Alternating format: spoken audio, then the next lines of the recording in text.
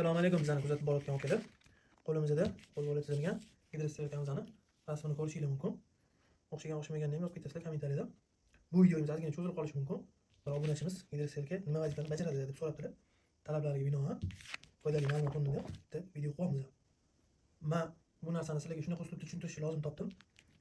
Hammamizga ma'lum, uyimiz issiqlik energiyasi orqali isiydi. Energiyamizni biz, misol uchun 1, 2, 3, 4, 5 deb olamiz. Xo'p, bu yoqdan bizada podachadan mana 5 energiyalarimiz ketyapti mana. Misol uchun o'sha tubli polga, birinchi etaj, ikkinchi etaj, uchinchi etaj uchun ketyapti. Letniy kuxnya.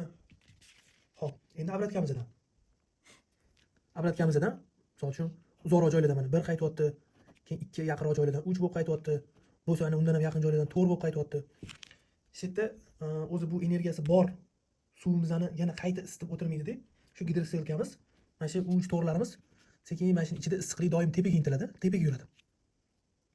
Bu yoqdagi misol uchun 1, 2larimiz sekin obratkadan o'tib, suv pastda bo'lganini hisobiga bu yoqdan o'tib, yana katyoldan isib, yana 5 bo'lib bu yoqdan qaytib keladi. Mana yaqin joylarimizdan misol uchun 3 bo'lib qaytadi, 4 bo'lib qaytadi, uzoq joylardan sovib energiya kam holda bo'lib qaytadi.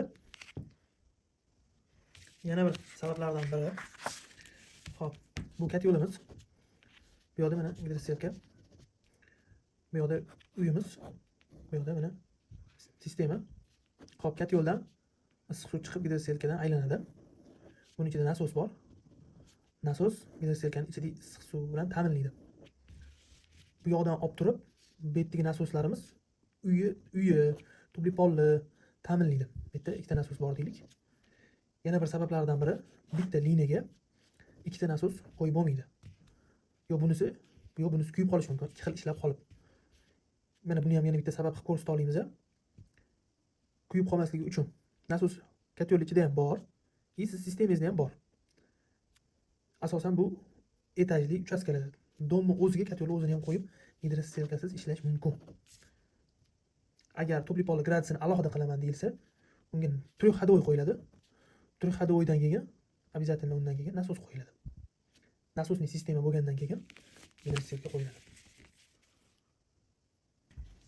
Bu videomiz tushunarli bo'ldi deb o'ylayman. Bu gidroselkamiz haqida qisqacha bo'lsa ham ma'lumot oldinglar deb o'ylayman.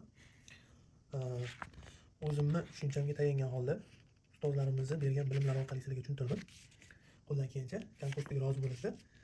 Videolarimni hozir o'zim bitta ko'rib syomka qilyapman. Tepada 3 xodovoy qo'yaman. 3 xodovoy. Negativ bo'lib qolsa agar hammaga rahmat. Sog' bo'linglar. Savollar bo'lsa izohlarda qoldiringlar. Qo'ldan kelgancha vaqtingizga rozi bo'linglar.